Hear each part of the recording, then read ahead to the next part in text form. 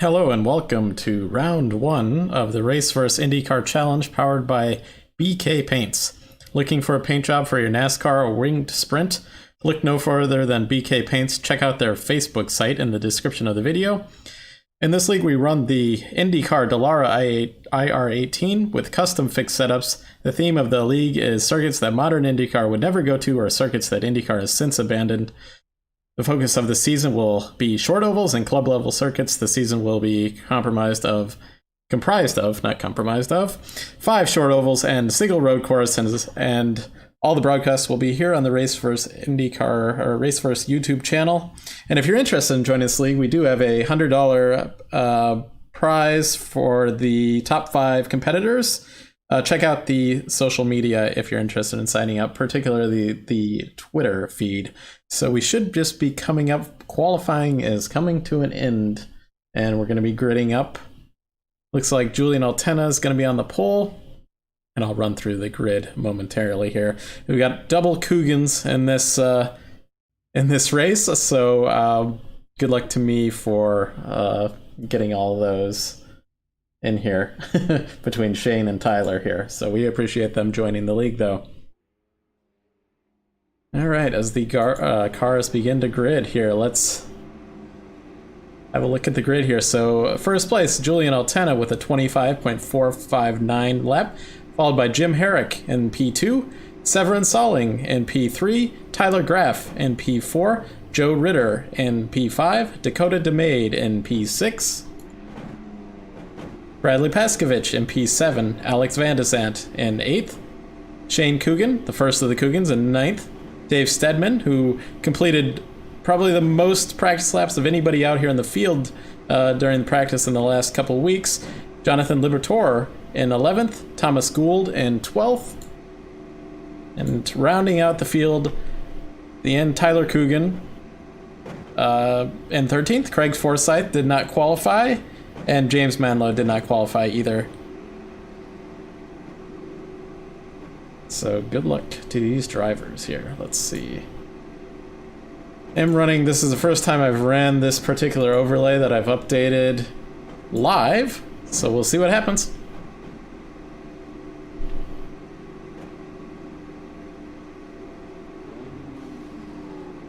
As we wait for the pace car, Julian Altena, to drive us away here.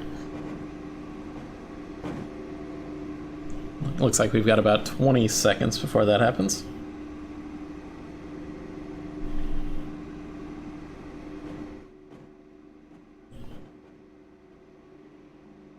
Just standing by for all the cars. It looks like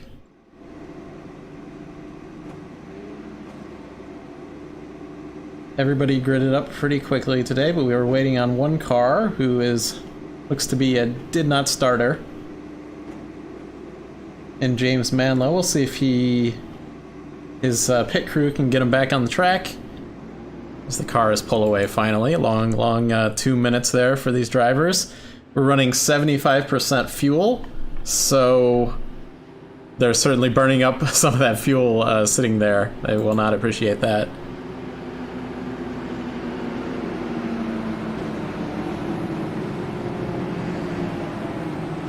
So I'm looking at iRatings of drivers. Our top 3 drivers in iRating in this particular race is Joe Ritter. Is a 3,800 iRating driver, so he's really experienced here in the IndyCar ovals. Dakota DeMade has a 3,100 iRating, and Craig Forsyth with a 2,900, and Alex Vandesant with a 2,900 as well. As we pace around here, got 14 cars out there. James Manlow would have made it 15th. We'll see if he can make it back out here. As the pace car pulls in, Julian Altena brings us to the green flag. Our ticker will update momentarily here. Green, green, green. Julian pulls out a nice lead, followed by Jim Herrick in P2, Tyler Graff. See if everybody can make it through turn 1 and 2 safely. So far, so good. We wanted to see them make it through. As Julian Altana's already pulled, and we're 2-3 wide in the back here. Almost 3 wide as we head down the front stretch. We've completed a full green lap. I know a lot of these guys were concerned with this setup, custom setup that we developed here in the RaceVerse League. A little bit more understeer, a little bit more drivability. Not completely flat out through turns 3 and 4. And we have a caution flag out. Looks like Thomas Gould has looped it around back here. We will have a fast repair for everybody. Let's see what happened to Thomas back here. We had another car looping it that looked like one of the... Okay, that replay. Looks like they were both involved in that.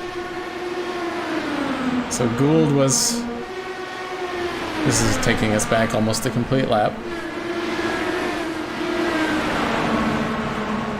Clean through 3 and 4, and then what's going to happen in turn 1 and 2 is where something's going to happen up here. Gould looks low and gets pushed out by Shane Gould, and then I believe the other Gould gets caught up in all of that as well. Unfortunate start there for, it looks like Thomas Gould did nothing wrong, but to get that fast repair. He shouldn't even lose the lap. Looks like Tyler's in the pits getting some repairs.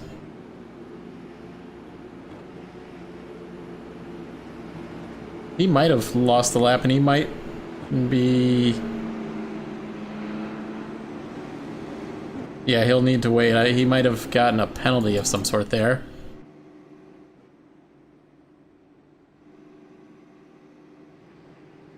Thomas here waits for his fast repair, or either that or he's gonna call it a day. He should get that fast repair though. Okay, there he goes. Gets that fast repair. Was a little worried for him for a moment there. So we made it a couple laps green, or a lap and 3/4 green, and a little bit further than I thought we would go based on the practice session and the incidents that were racked up yesterday. We had some drivers with over 60 incidents in the practice session yesterday. That was a 3-hour session. Obviously, they can do whatever they want in the session and push it as hard as they want.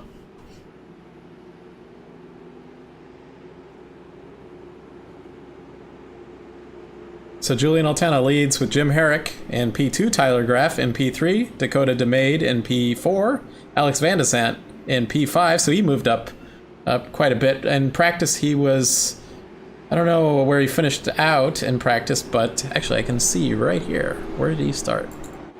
Yeah, he started in 8th, so he's moved up to 5th. A good start for Alex here. Craig Forsyth, one of our did not qualifiers. I know he struggled a little bit on this setup, did not like the understeer, but and so opted to not qualify, but he made it through that skirmish at the beginning and is running in P11 now.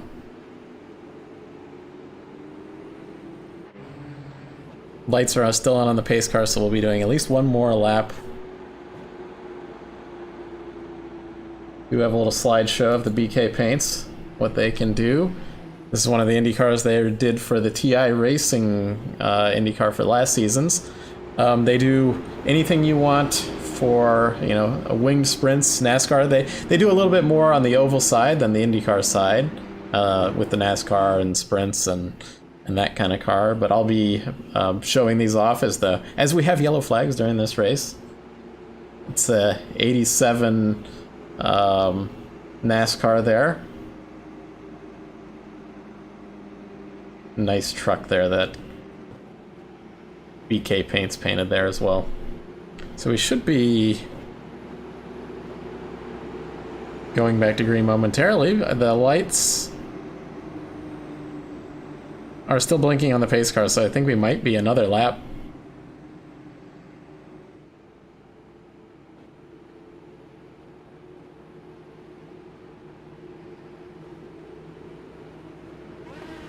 Thanks, Julian.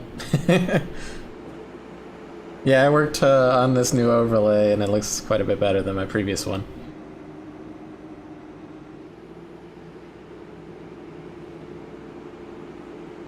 Yeah, I was certainly nervous about getting everybody under green going here. Is the pace car going to pull in? No, he's not. His lights are definitely still on. Okay, well, we'll be going green next time, for certainly.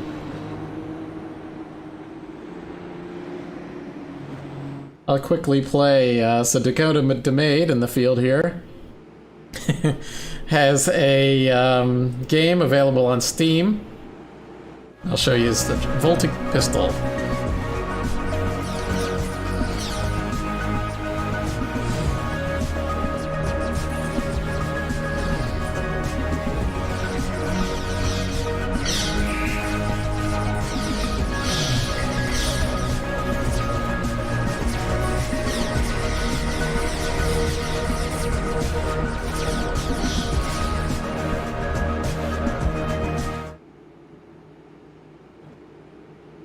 Alright, we should be heading back to green momentarily. This should be the lap.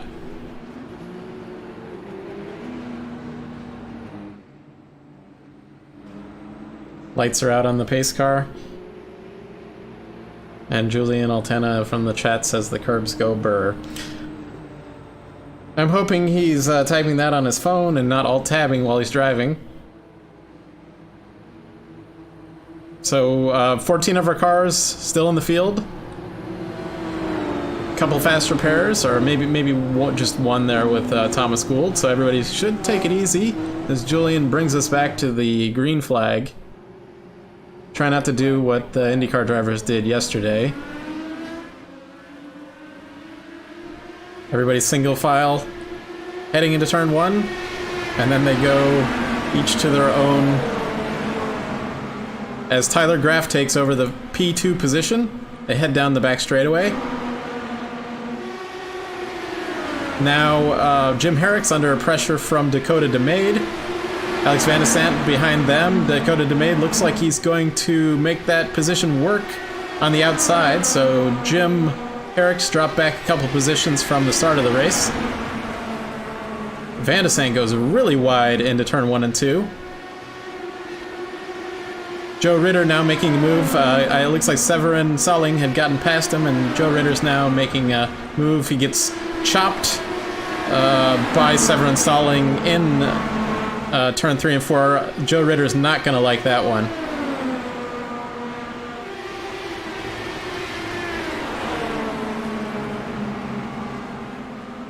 As Tyler Graff now looks to head, put his sights on the leader, Julian Altena. Although Dakota DeMade's right behind him as well. Back to Joe Ritter here. So Joe Ritter's pressuring Severin Salling quite hard on his gearbox, but not able to make any sort of move. That draft, he's got a good run off the second corner though, does Ritter, and he looks to be inside, and then Salling just chops him again. I know Joe Ritter is not going to be liking that. As these guys are now into this tire stint,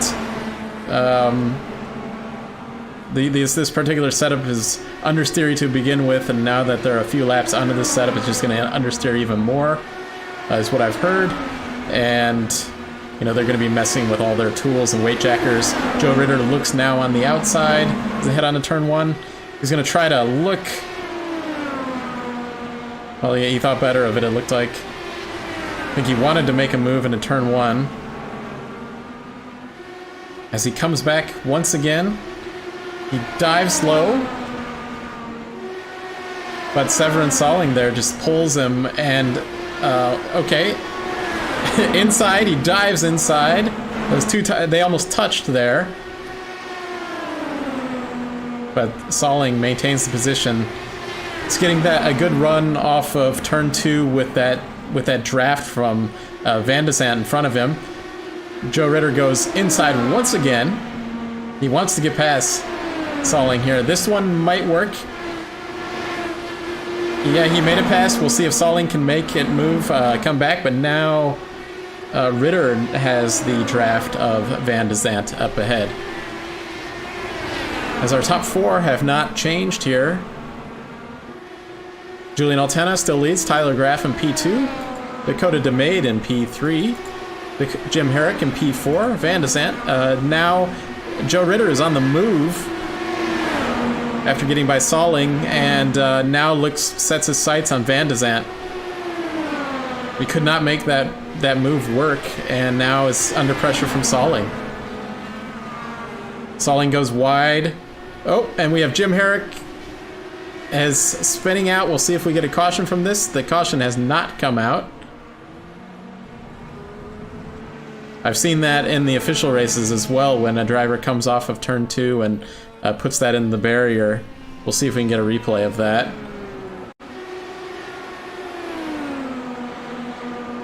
We're just running the iRacing cautions. Looks like Jim just got loose coming off of the turn 2 and stuck it into the barrier, so he'll go a couple laps down, having to make it back to the pits. But one faster pair. So Van de Zandt will move into P4. Ritter behind him in P5. Bradley Peskovich has made a move on. It looks like Salling has also gone back a bit. Let's see if we can get a replay of him as well. So Salling is trying to make a move on Van de Zandt.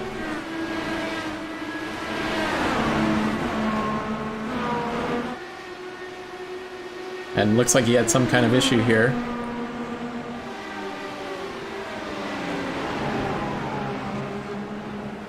Looks like he got on those rumble strips and just loses it in that Menards car. Not the biggest accident, not as big as Herrick there, but certainly enough to send him to the pits and get that fast repair. So Julian Altena leads. We're 20 laps into the race, 100 laps to go.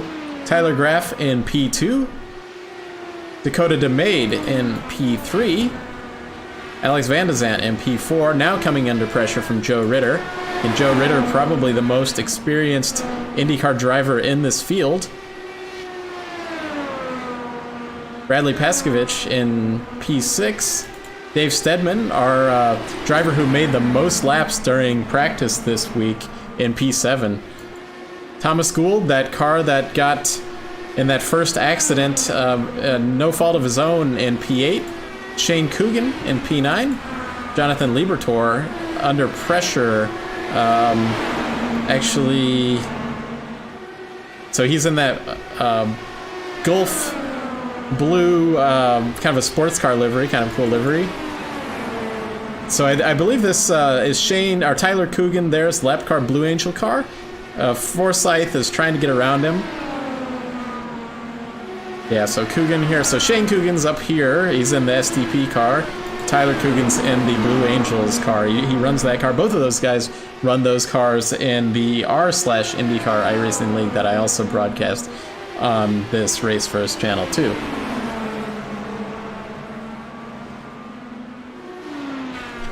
So the leader, his last lap, we're 23 laps into this. The sun is going down. The track temperatures should start to come down as the race progresses. Now into the 23-second laps. They started. Julian had done a 25.7, so he's half a second off of what those starting laps were. But as the night continues, the speeds should increase as the rubber gets laid down and track temperatures cool down slightly. So Dakota DeMade here is now pressuring Tyler Graff. Got a car in the pits still. Did we have Jim maybe make another mistake out there? I'm trying to look here. I don't see anything. But he's still sitting on pit lane.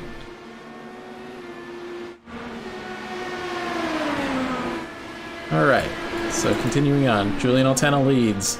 we'll watch this battle. I think the best battle on the track is between Dakota DeMade and Tyler Graff, although looking at intervals, Bradley Paskovich actually and Thomas Gould is a good one as well.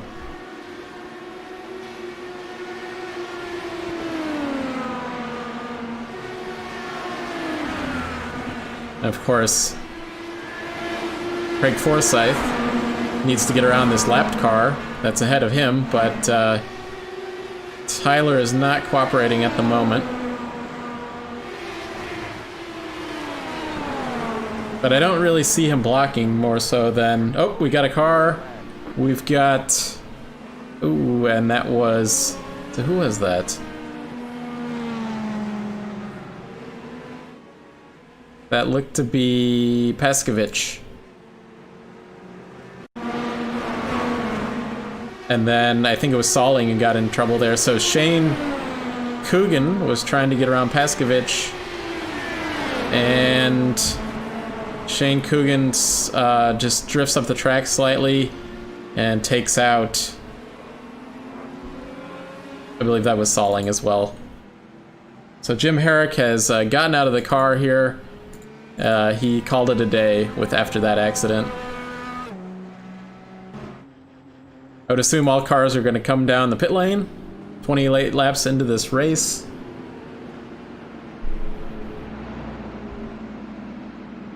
I don't know if something else happened to Jim or not, but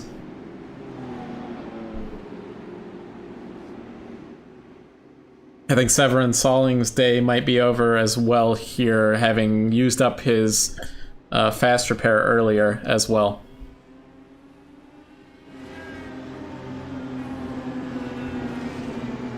So we'll see how the pit lane works here. See who can get off first, see if we have any shuffles. This might be a race of who can make it off the pit lane first. So Julian Altena, it's out. Dakota DeMade with a really good pit stop there. Tyler Graff coming out, so Dakota DeMade made that move into P2. Passing Tyler Graff there.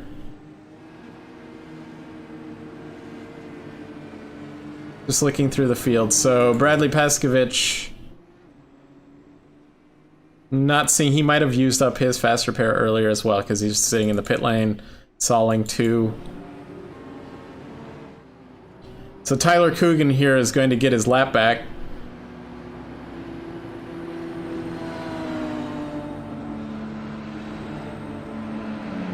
Although he'll be low on fuel. Not 100% sure how many laps they can make on the fuel here with the 75%. I think it's about 40. But if we get a green flag run later in the day, then we'll know. It might even be a little bit under 40 unless they're doing some pretty heavy fuel saving.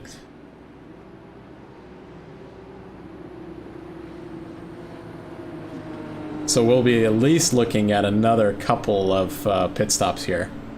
And again, so these drivers have to figure out how they're going to work this pit strategy with there's a tire limit of 4 tires so for the entire race.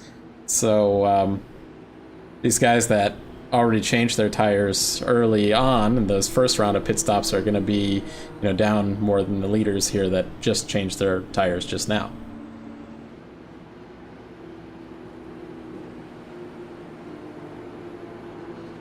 As we head around, I'll do my little slideshow. BK Paints, title sponsor of the series here. RaceVerse IndyCar Challenge powered by BK Paints. BK Paints can do any of your NASCAR or winged sprints paint jobs here in iRacing. I'd be happy to do it. Check out their Facebook page down in the description below.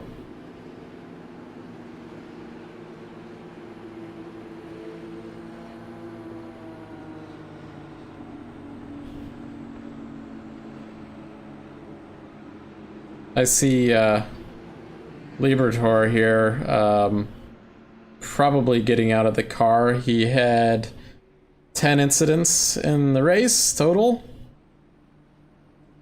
that last one, not really any fault of his own with that incident between Shane Coogan trying to get around Bradley Pascovich. Pascovich gets a new car though, but he'll be 2 laps down. Not sure why his pit took so long, because it should have been a fast repair.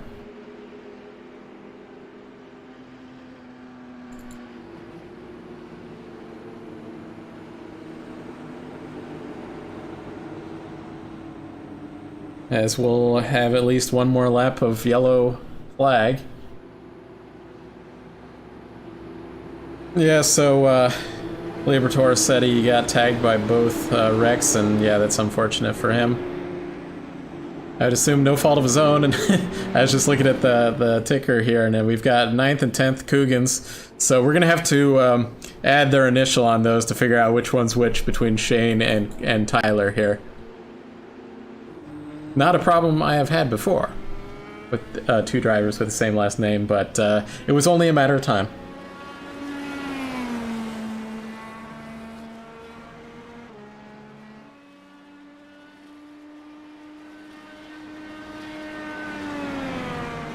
As Tyler Coogan here gets his wave around, he'll get his lap back, but he is on pretty old... Actually, yeah, his stint, so he's on pretty old tires. He'll probably need to pit in the next 10 or so laps, but if there's a quick caution, he'll, you know, he'll get a free lap back, pretty much, assuming he doesn't get involved in any accidents. So lights on the pace car are out. Julian Altena leads. Dakota DeMade. Just for the fans, so Dakota DeMade here is demigod of chops in the r/IndyCar iRacing League. So he's one of the top 3 or 4 drivers in that series. Survived the Charlotte Roval. As Julian Altena brings us back to the green flag. Everybody just stays stationed. Nobody tries to jump.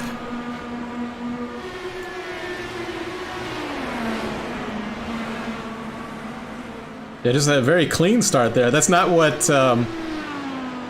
Tyler Coogan back here really wanted. He wanted to get that lap back basically for free. As I see Pascovich here now trying to a little bit of his nemesis here, because those two had just been collected in that crash.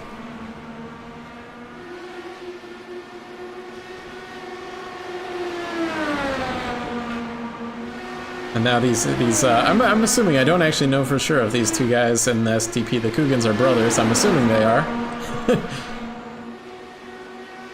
So it appears that Tyler Coogan's, or pardon me, but Shane Coogan's car might be damaged slightly from that contact earlier. As Joe Ritter looking inside, a battle for the top 3 or 4 positions here. Dakota DeMade dropped back from that 2nd position now to P4. Not sure if he made a mistake, but Tyler Graff takes over that 2nd position. Joe Ritter looks like he's pressuring. We got a great battle as Tyler Graff looks outside for the lead. Let's see, Julian here slides up the track just slightly as Tyler Graff tries to make this work on the outside. They're going to head down to turn 1, and we'll see if they all make it out the other side. Tyler Graff takes the lead on the outside in turn 2, and Joe Ritter also goes by on the outside of turn 2. Now Julian Altena's under pressure from Van de Zandt back here, as well as Van de Zandt goes very wide on the track. Luckily, we're probably cleaning up those marbles on the outside.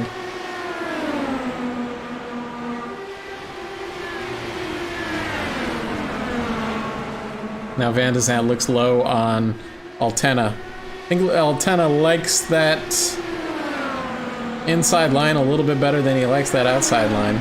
But we'll see how this develops. As we've got cars that are going wide. As we had Dave Stedman just brushed the wall pretty good. As now Craig Forsyth also making some moves. He started 14th. He's up to 7th as he looks on the outside. I'm going to assume that Dakota DeMade there might have brushed the wall like Dave Steadman just had done, and now just needs to survive until the next round of pit stops and get that fast repair to repair that suspension. Julian Altena might have done the same thing too, because he's kind of just dropping back, and he's slow through turn 2. Unless some of these guys decided to not take fresh tires on that last pit stop. That could be a strategy. So Joe Ritter just took over the lead from Tyler Graff. Let's see if we can get a replay of that. Tyler Graff in that black Fanatec livery, number 26. Joe Ritter right on his gearbox into turn 3 on the inside. And they both cooperate with one another, and Joe Ritter takes over the lead from there. Again, all of that experience Joe Ritter has in these Indy cars is paying dividends here today. And he was patient, moving up from 5th position. Craig Forsyth has moved up the most amount of positions here today, from 14th to 5th. As Julian's dropping back, and Dakota DeMade's on the outside. Takes over that 6th position into turn 1.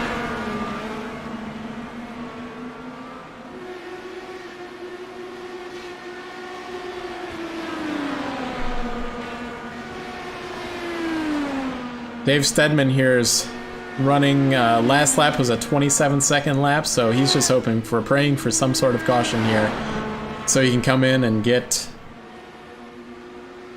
fresh tire or fresh repair of that car, that fast repair. Unless he has used it, then he's gonna have to struggle with this car for. So most of these cars, the last lap for Joe Ritter here, he's in clean air, was a 25-second lap, and everybody else is in the 26-second laps. So he's really making ground on everybody else out here. Tyler Graff here, though he's dropped back, he's 2.5 seconds back. So any dirty air he'd be getting from Joe Ritter should begin to dissipate a little bit. Let's see what's our closest battle. Thomas Gould's moved up from the 12th position, so a big mover here, involved in that first accident. Now pressuring Van de Zandt here in P3, trying to get that podium position. Still early days, though. We're not even halfway through this thing.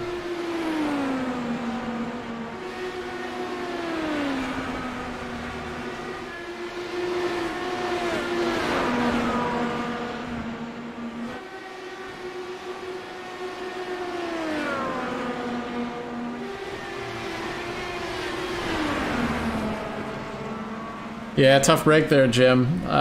You had a really good qualifying in that P2. I thought for a moment there you were going to actually take the pole, and unfortunately Julian had knocked you off. But now Julian's struggling as well. I'm not sure exactly why. Joe Ritter leads.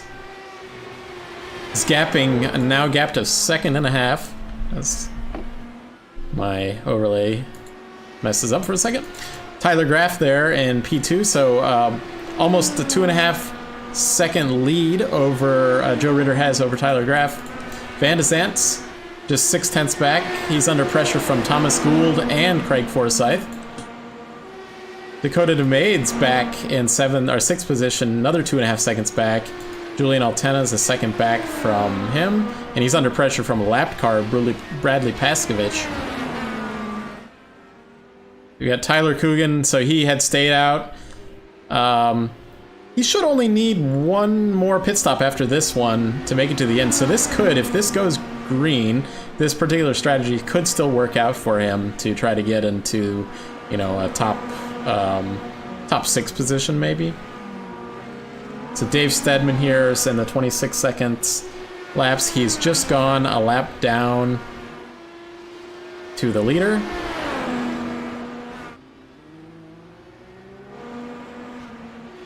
as the temperatures, you can see that sunset starting to, the sun is down, and this track is going to get dark, and those lights are going to come on. It's going to be a completely different environment for these last 70 laps or so here in this race. As Joe Ritter goes around Shane Coogan there, putting a lap on him. Next car ahead to be lapped would be Julian Altena here.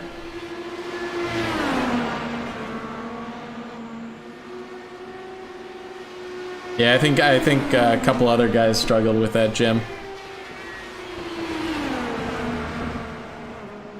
If you wanted to come on the Discord, I could talk to you if you wanted. If you so desire, I'll keep an eye on that.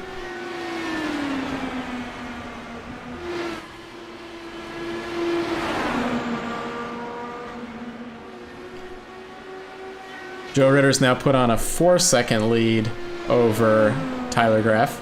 So he's really making this stint work out for him. He's 24 seconds on this stint. They'll be pitting probably in the next 15 laps or so, once again. And even from that point, they will probably need to pit one more time from there. It'll be very close.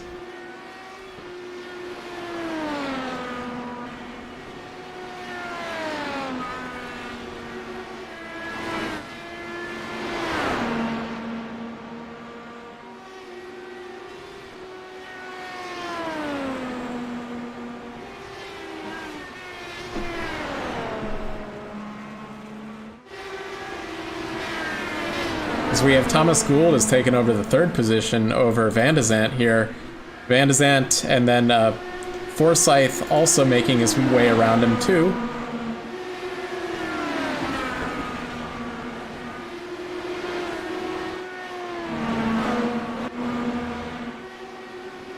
Thomas Gould moves up from starting in 12th up to the third position.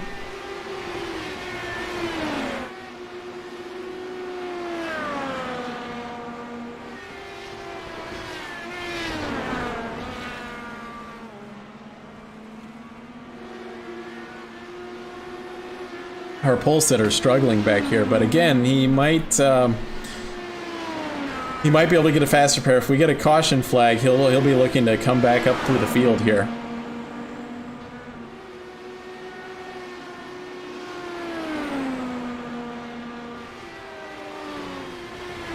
Hey Jim, you got me? Let's see.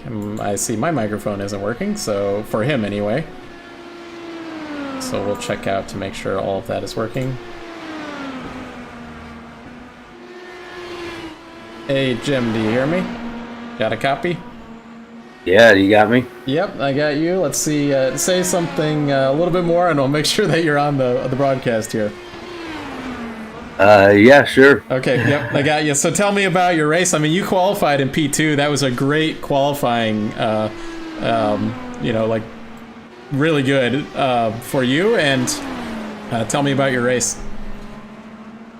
Yeah, I actually haven't run very many ovals. I've been running in the road course league, and I guess maybe my talent lies in ovals. I'm not sure, but I got a little more practice in for this race than I have most of the time, and was able to get a really good lap for qualifying, and but in the race, I think I had my car set up to be really loose, and then those like qualifying laps when the sun was still on the track, you kind of needed a little more oversteer to get it around. But as soon as that shadow hit, man, the car just got too loose. Yeah. And then I crashed and used my faster pair, and so I dialed back the controls a little, thinking I had it under control, and went out and 2 laps later did the exact same thing, hit the exact same wall, and that was it. Okay, I wasn't sure what had exactly happened to you there. Basically, I saw the first one. I did not see the second one, but then I saw you were back in the pit, so I assumed that you know, something had gotten the better of you out there. So you were adjusting your weight jacker and your ARBs, or what were you doing exactly? Yeah, I was dialing back the weight jacker, and trying to get it a little bit. It actually, the oversteer came on coming off the corner. That's when I spun it, and so if you didn't see the second crash, it looked exactly like the first so one. Basically, it was spun off a 2.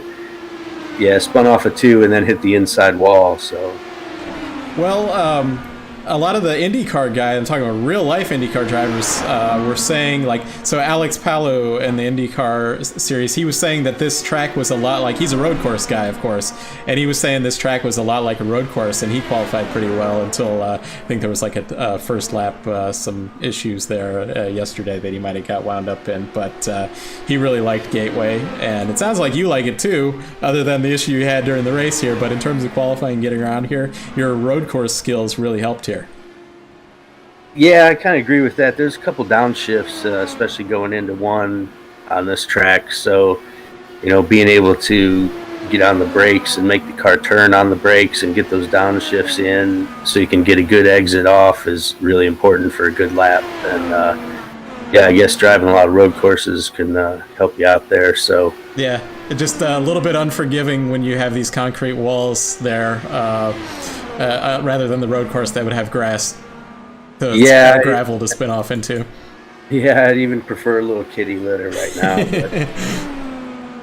Well, I know our next race isn't for a couple weeks. You might not be able to make that one with your Le Mans series race, and then the race after that one will be Summit Point Raceway. That's our only road course of the series here.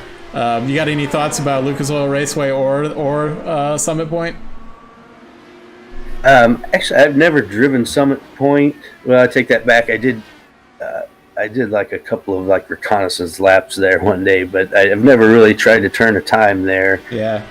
So we'll have to get some practice for that. And Lucas Oil's home track here in Indianapolis, and I've raced on that track go-karts actually a long time ago on the road course there, not the oval, but. Mm-hmm.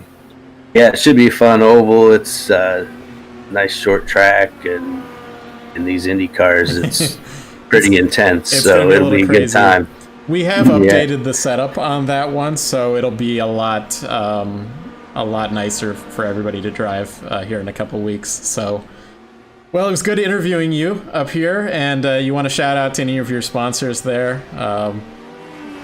Just shout out to lmcgear.com, our sponsor, and just everybody who helps the team out. And I believe Alex is running one of our liveries tonight, the Samsung LMC gear car. So even though we're not officially teammates in this series, he's still got our sponsorship today, so we'll give him a shout out too and hope that he gets a good finish.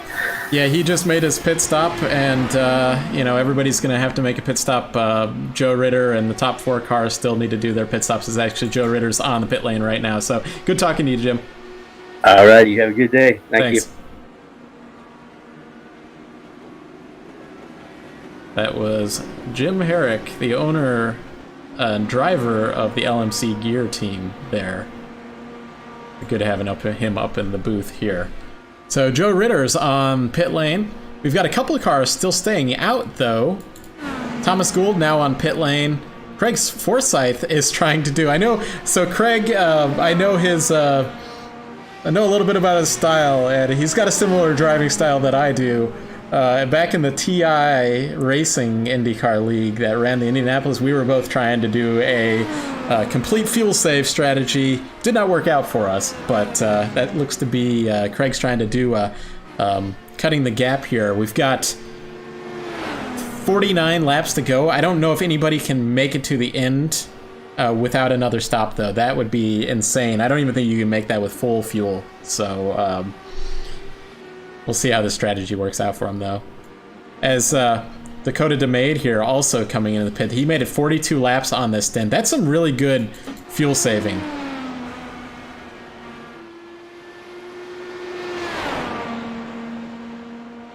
As Joe Ritter looks like he's going to take back the lead, but he's running in 4th as he crosses the line here. Now in 3rd. Oh, we've got, that looks to be Bradley Pascovich there on having some struggles, probably coming out of the pits. Yeah, he just came out of the pits. Let's see if we can get a replay of that.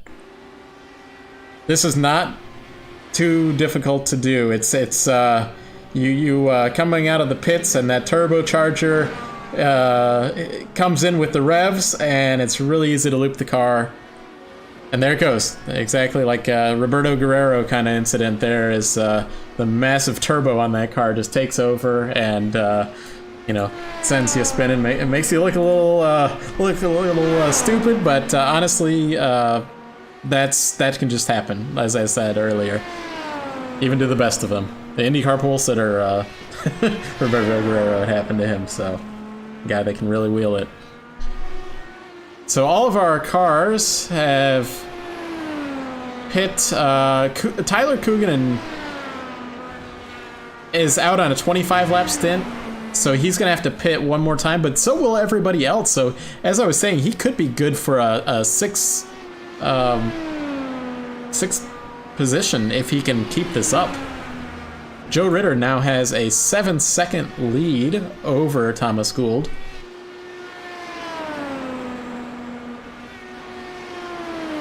As we head to 45 laps to go here tonight.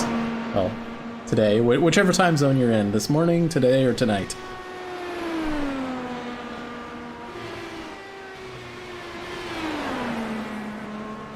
So with these fresh tires, I can see Joe Ritter is on a 25.7 laps. Thomas Gould in second is doing 26.0s. Same with Tyler Graff. Tyler Graff and Alex Van de Zandt all driving comparable laps. Craig Forsyth is doing a 26.2.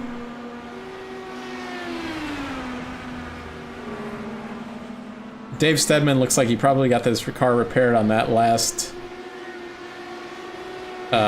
pit stop that he did. He is 30 laps on his stint, though. We'll need one more pit stop, but again, if he can get a well-timed caution flag, we'll see what happens. This particular track doesn't like to throw cautions. We saw Pascovich spin out there out of the pits. On a lot of tracks, iRacing, we're just doing iRacing cautions here, might have actually thrown a caution here, but not at this track anyway. As I see Dave Stedman goes a lap down to our leader.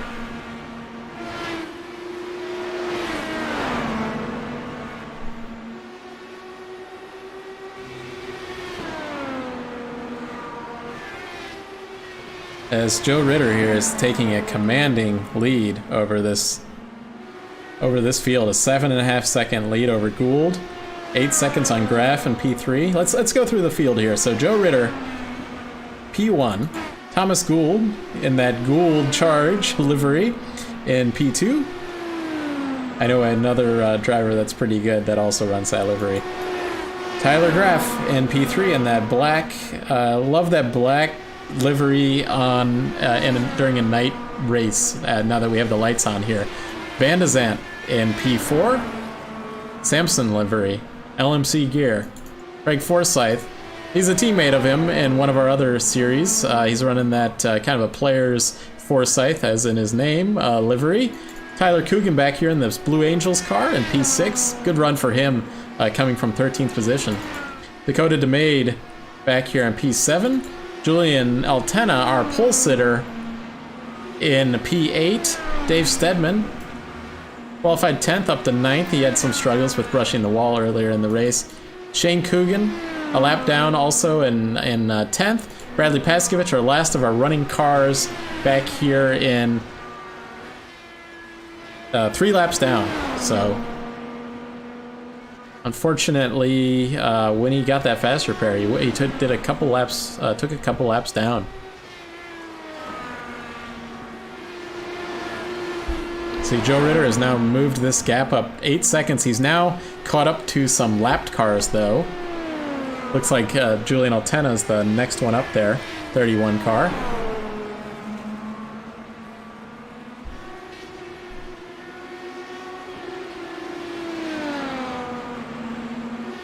And then ahead of him is Dakota DeMade. So we'll see if this gap starts to come down between Thomas Gould and Joe Ritter here.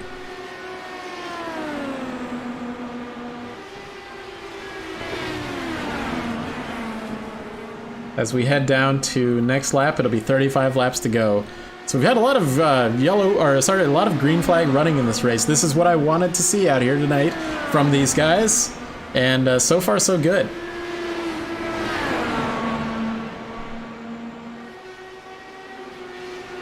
So now that the leader has caught this lap traffic, I can see he's doing a little bit slower laps, 26-second laps, but that is comparable to what Thomas Gould back there is doing as well.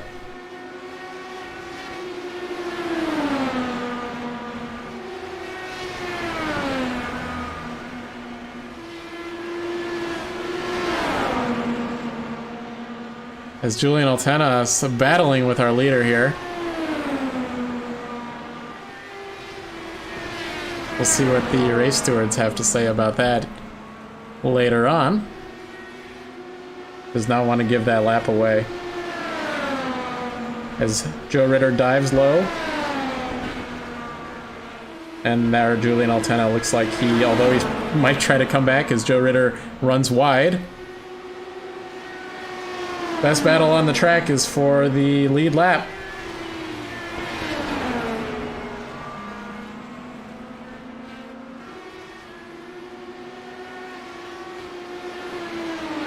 Let's just hope they keep it clean.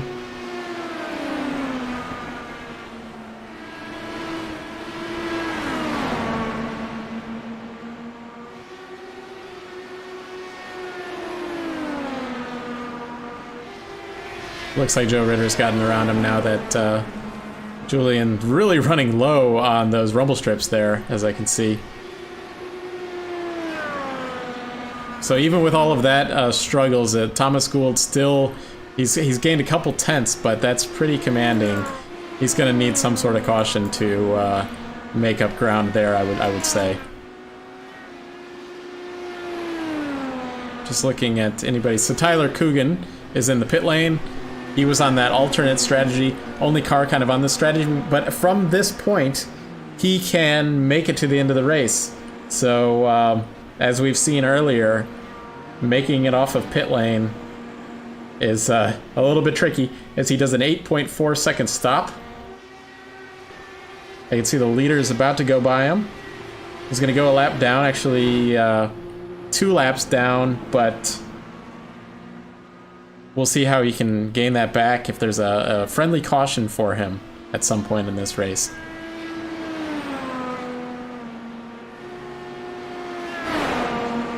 As the leader, Joe Ritter, now trying to get around Dakota DeMade in that Voltic pistol car.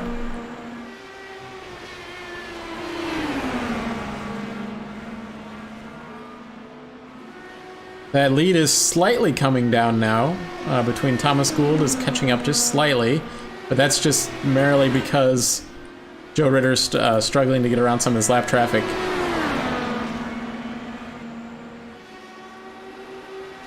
Yeah, it looks like Joe Ritter is getting a little bit frustrated with these lap cars.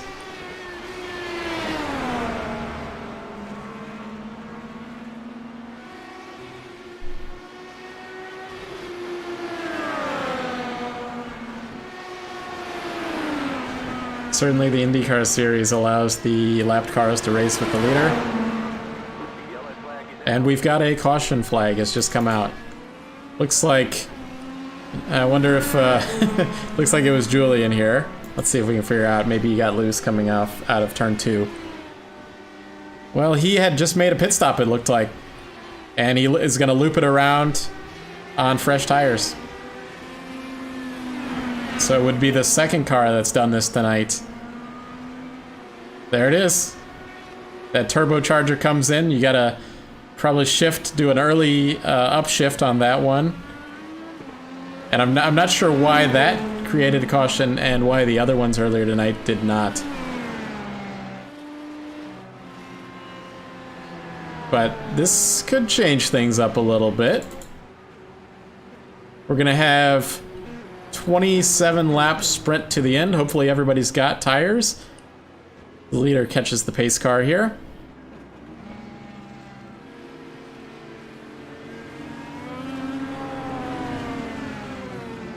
Thomas Gould heads to the pit lane. That was Tyler Coogan stays out. Try to get his lap back.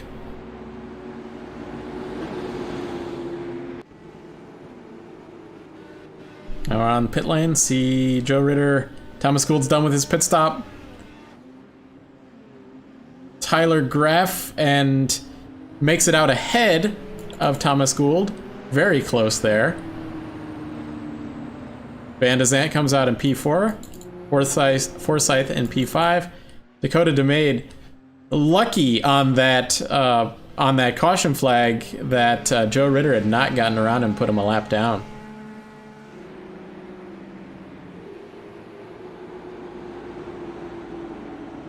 So Julian Altena and Tyler Coogan should get the wave round here momentarily.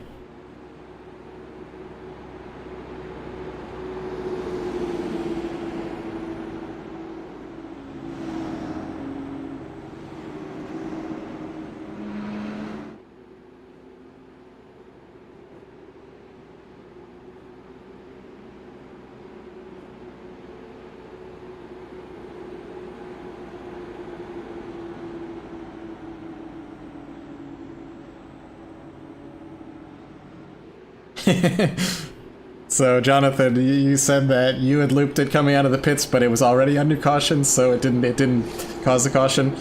Well, it was Bradley Paskovich was one of the other ones that looped it coming out of the pits too. So that's something to keep an eye out at Lucas Oil Raceway too, because developing that setup, certainly I did it a lot. If you go back to the race spot, a gateway race on Friday, I had a lot of struggle coming into the pit lane as well as leaving the pit lane. I didn't quite spin out, but I nearly did it both coming in and leaving the pit lane. So yeah, I lost about 10 seconds to the leader, and that was the beginning of my troubles.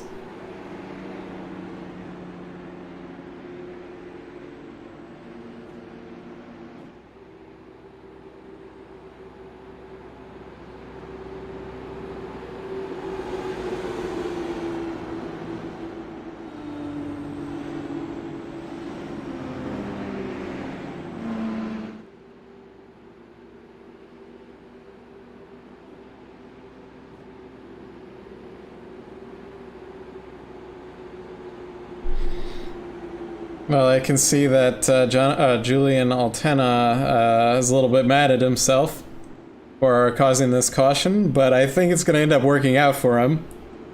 Because he should get his lap back here.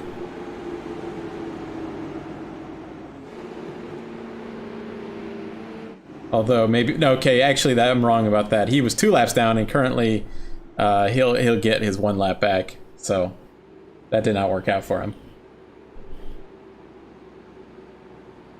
I thought he had only gone a lap down.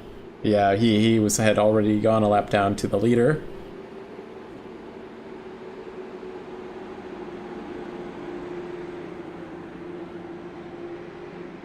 Yeah, so Jim was talking about how the caution flag didn't come out. This particular track, because again, I've ran it a few times, both in the fixed and the open setup series, and it does not like to actually bring out the caution flag. I mean, it's kind of rare that there's a track like this. The caution flags come out too easily at a lot of tracks, but this one just, however, when people spin off of that turn 2, that you do not get a caution flag from that.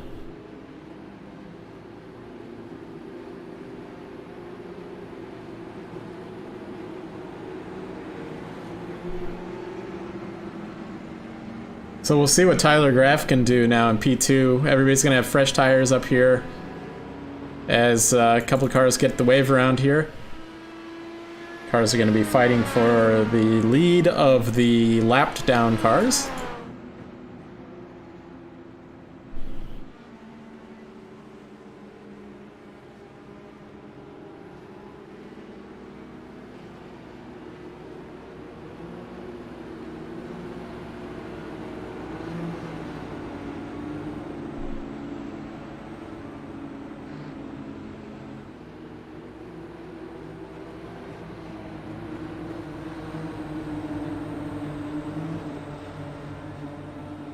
We wait for that pace car to duck in. We're going to be watching how these cars take us back to the green here.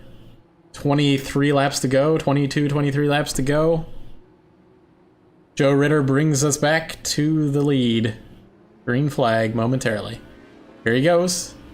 He snakes a little bit on that front stretch. The cameras in the crowd take their great Kodak moment shots. And we all go through turn 1 and 2. 22 laps to go. This is going to be a fight for the lead.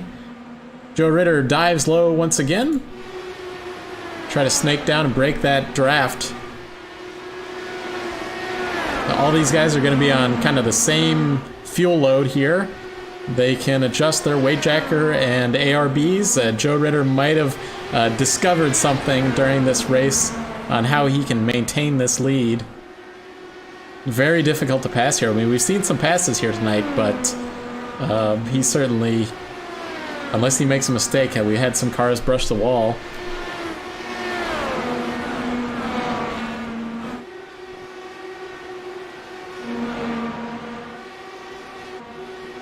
Just looking back here at the race for the lapped cars here. So a lot of these guys here in the top 5 just they could be happy where they're running. As looks like Craig Forsyth's trying to get up here on his teammate from another series, as in Alex Van de Zandt. I would think these guys have respect for one another and will race each other cleanly. Again, I'm pretty sure that Forsyth is the biggest mover in this race, moving from 14th to 5th position, so a really good run for him. Not even qualifying, getting out here.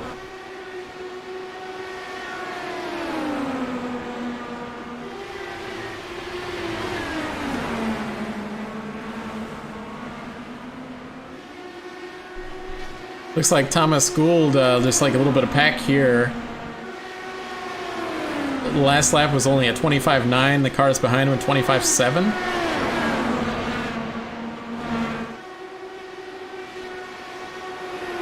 So Joe Ritter just his last couple laps have been the fastest laps of the race with a 25.5 and that clean air.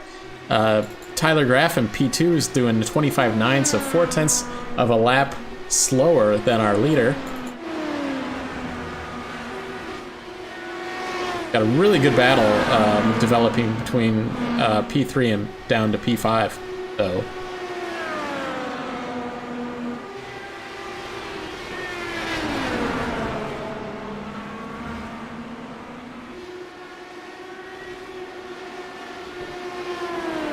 So it's just a 1/10 of a second between Forsyth and Van de Zandt here. As they discover the grip and how you can get through these corners. Forsyth looks low as they head into turn 1. Van de Zandt gets a good drive coming off of the 4th corner. And he's going to have a good drive coming off the 2nd corner as well with that high line.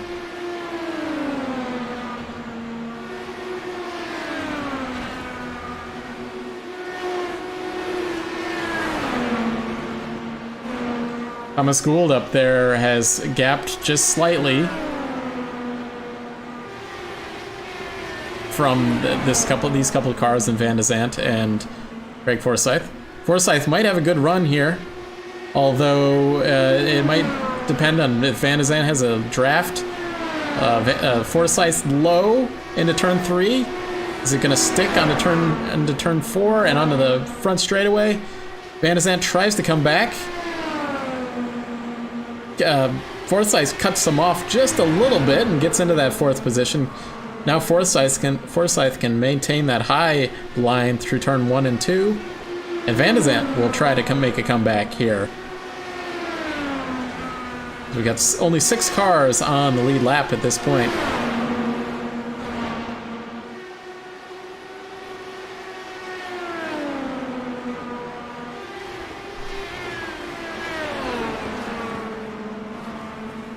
We're down to 12 laps to go here at Gateway Worldwide Technology Raceway.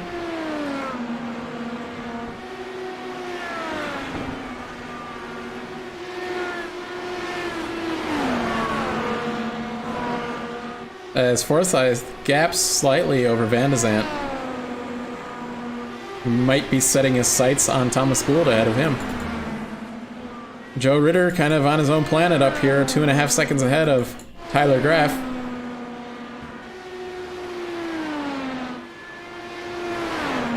Ritter moving from that starting position to first. Graff in P2 started 4th. Thomas Gould. So Thomas Gould and Craig Forsyth. Gould was started 12th. He's in 3rd. Forsyth started 14th. He's in 4th. Van de Zandt in 8th. Currently in 5th, but started 8th.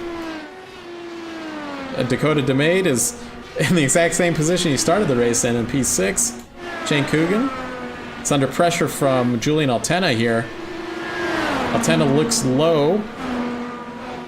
Looks like he'll complete that position. I haven't seen a pass actually through turn 4 yet today. At least like a completely clean pass, not like right after a restart. This was some good driving there by Julian Altena to make that work. So Julian Altena now the lead of the lapped cars.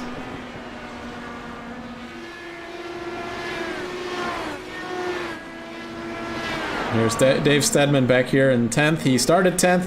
He had run, literally has run 200 or 300 laps this week at this track, and getting his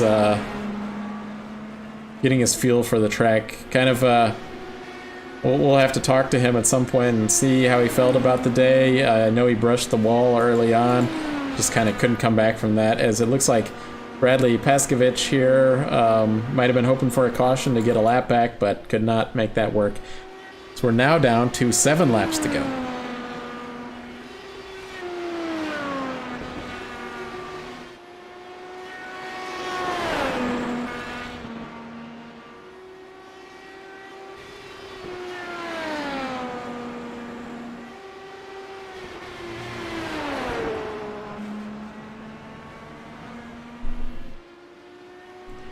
Paskovich, actually, Tyler Graff is running comparative laps to him now, but that 2.5 second lead is too much at this point.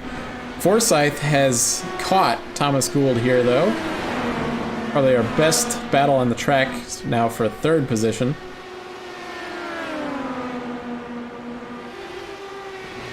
As we're now down to 5 laps to go.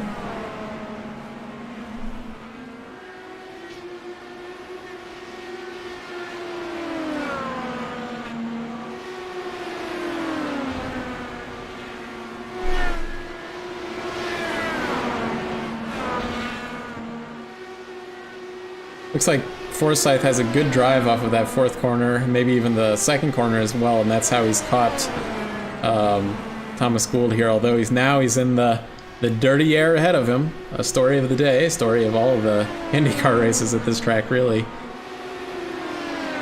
Dakota DeMade back here, he's actually running about 4/10 off the pace.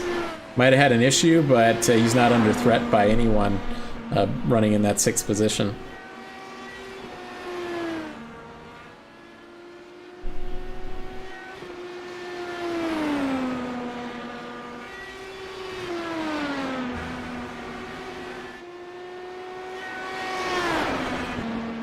As Joe Ritter is going to bring us to the line. Completing another lap in command of this field. There's 3 laps to go. And this race will be into the books.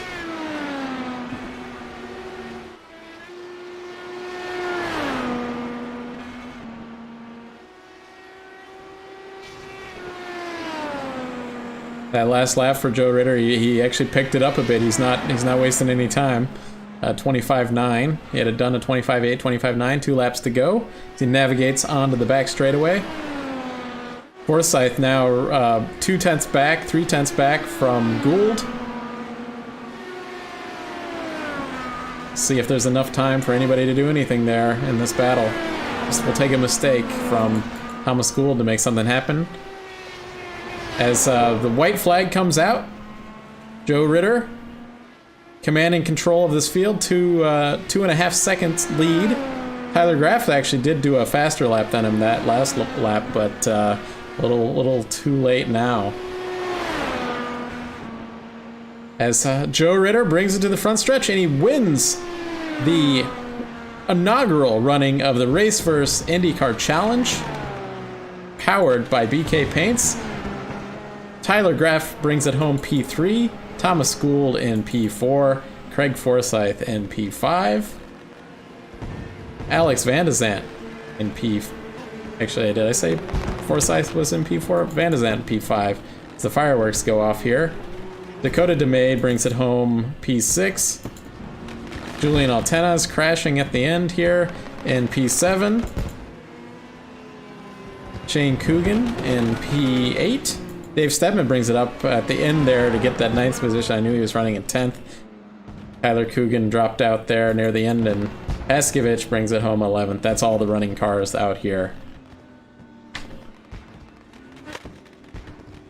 So we'll see if any of these drivers in the top 3 positions want to talk on the broadcast here. And Joe Ritter had some donuts there. Let's see if we can actually get those on the replay here.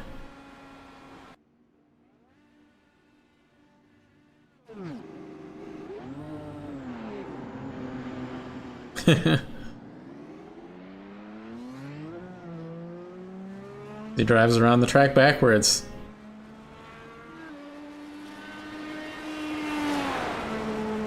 Commanding victory here for Joe Ritter in this inaugural RaceVerse IndyCar Challenge powered by BK Paints. So next 2 weeks from now, we're going to be running the Lucas Oil Raceway, something these Indy cars never would do. And let me bring up our first interviewee.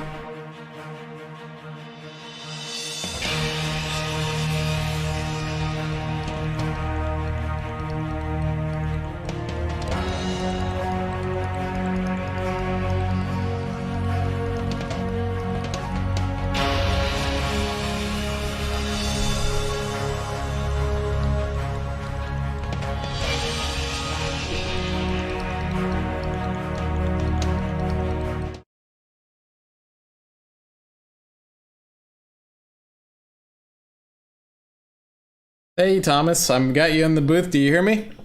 Yes, sir. How you doing? Doing well. How about you? Congratulations on that P3 coming from 12th position start there.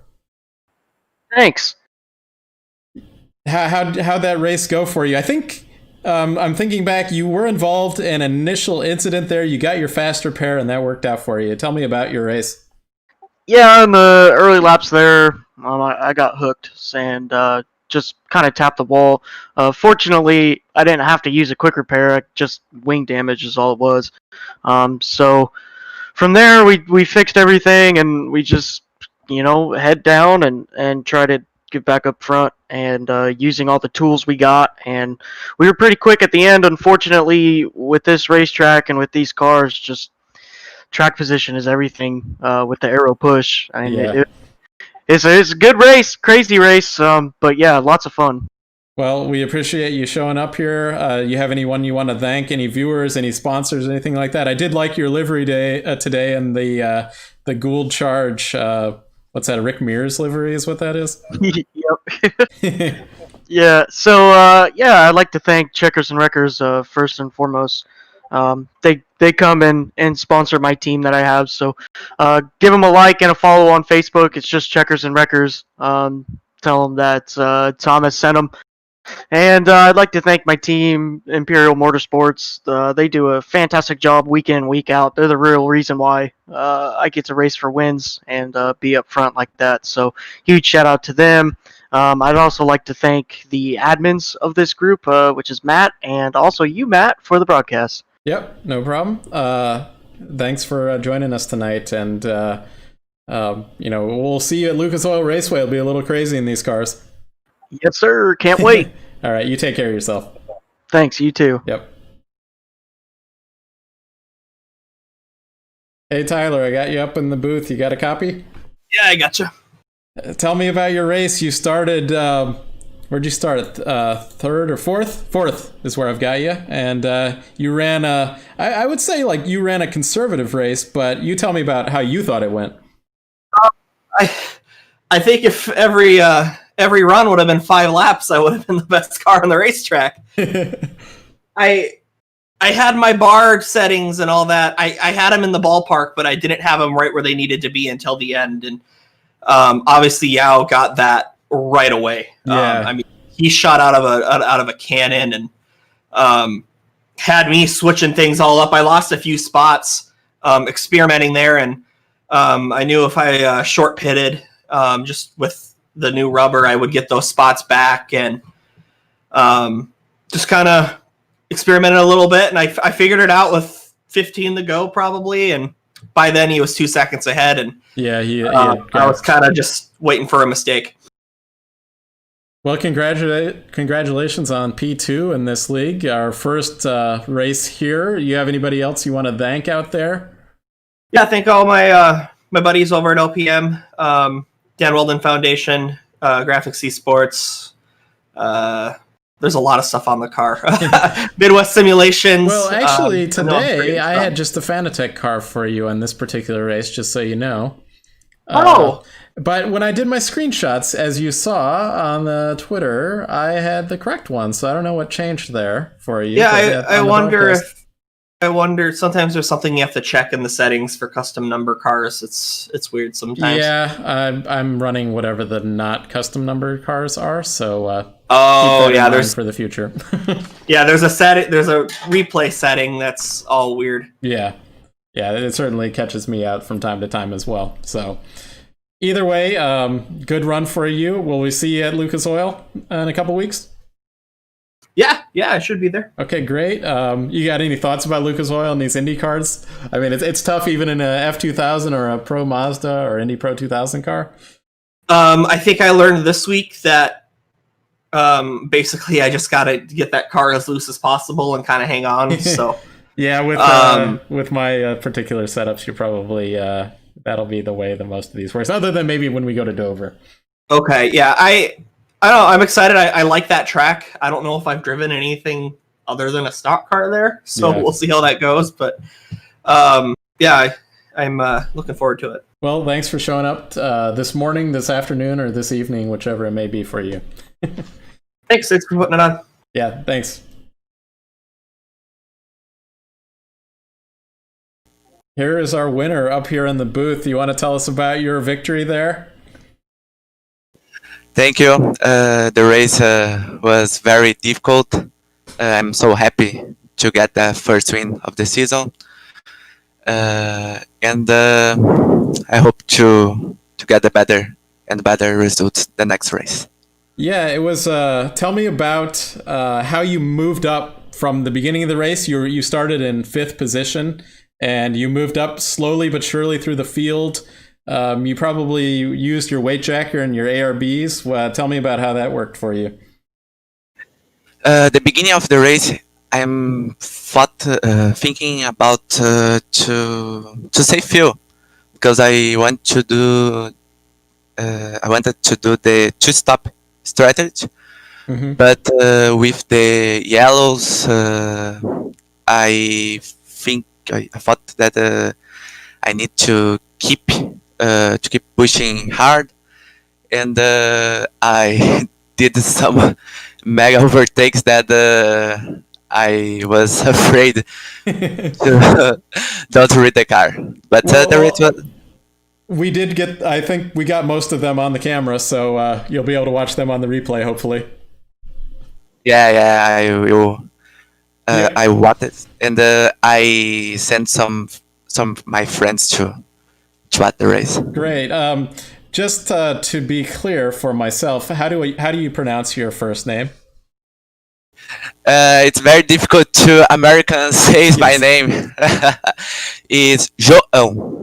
Okay. All right. Thank you. I was going by it was like Joe Barbosa, I think, in like Daytona prototypes at one point in time. So I was saying that's how I was saying your name. So I'll try to get that better in future races. Anybody else you want to thank? Sponsors out there? Anybody viewers that might be watching you want to thank? I would like to for my sponsors, Brad King, Carnes del Sul, Agência Garoto, and for all of Corinthians team. It's very popular in Brazil. Great. Thank you very much. I mean, you had a commanding victory, and we really, really appreciate you showing up here. I actually know that you're a pretty major guy in the iRacing IndyCars. Probably is it the fixed setup stuff that you do, or what else do you do? I race more in the fixed. Yep. I try to the open IndyCar series, but a little bit difficult. But I love to race with this car because there is a short ovals, super speedways, and the road tracks. It's amazing feeling to do it with one car. That it is awesome. I agree completely. So good to hear a like-minded driver out there. So congratulations on your win, man. I again really appreciate it. And great run. You really gapped the field here, and you had a commanding victory. Thank you. Thanks.